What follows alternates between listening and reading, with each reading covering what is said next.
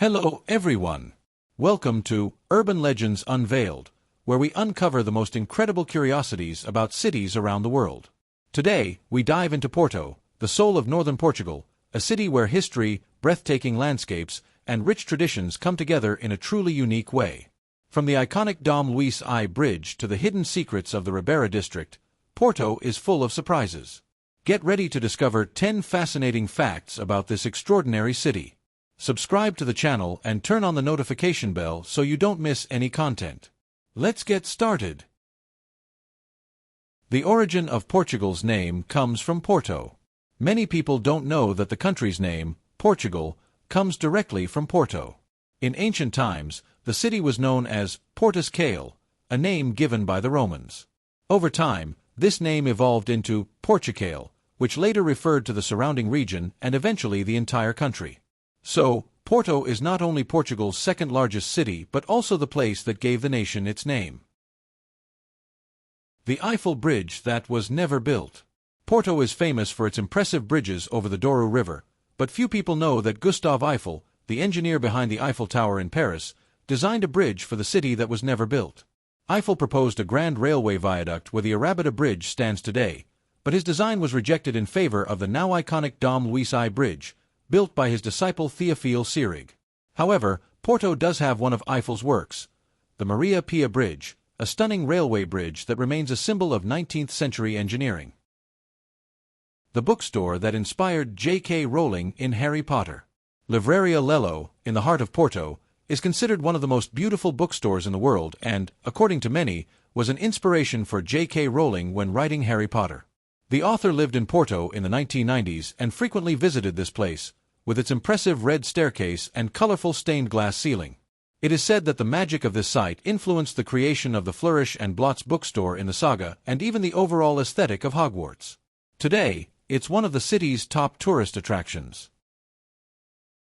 Porto has one of the most beautiful train stations in the world. São Bento Station is not just a transit hub for travelers, it's a true work of art. Its entrance hall is decorated with more than 20,000 hand-painted tiles by artist Jorge Colico, depicting Portugal's history, from epic battles to historic moments. This station has been recognized as one of the most beautiful train stations in the world and is a must-see for anyone who wants to immerse themselves in Porto's history and art. Port wine is not made in Porto. Although the famous port wine carries the city's name, it is not actually produced there.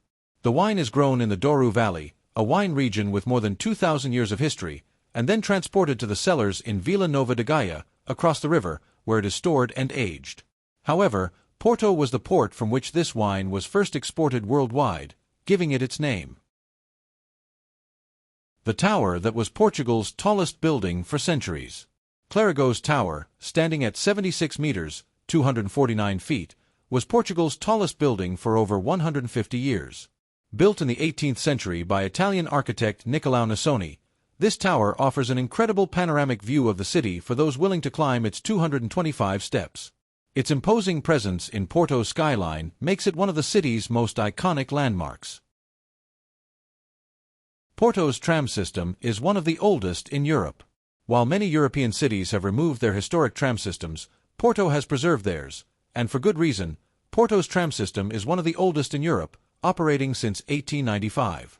Its wooden carriages, with a classic and nostalgic design, travel through the city and offer a charming way to explore Porto while riding a piece of living history.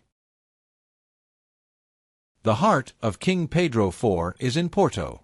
King Pedro IV of Portugal, who was also Emperor of Brazil, had a special love for Porto due to its role in the Portuguese Civil War.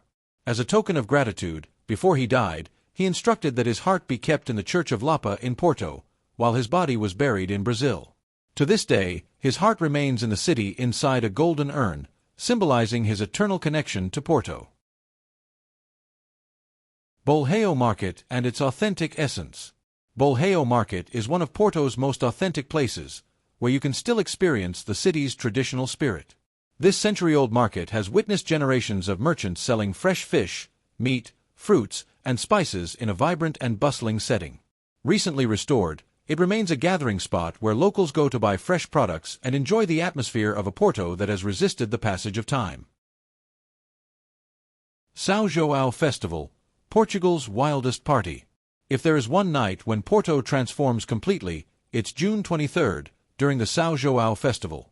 This event is unique in the world because its main tradition involves hitting strangers on the head with plastic hammers or leeks. The festival also includes music, fireworks, dancing, and thousands of people celebrating in the streets until dawn. It is one of Europe's largest popular festivals and truly an unforgettable experience.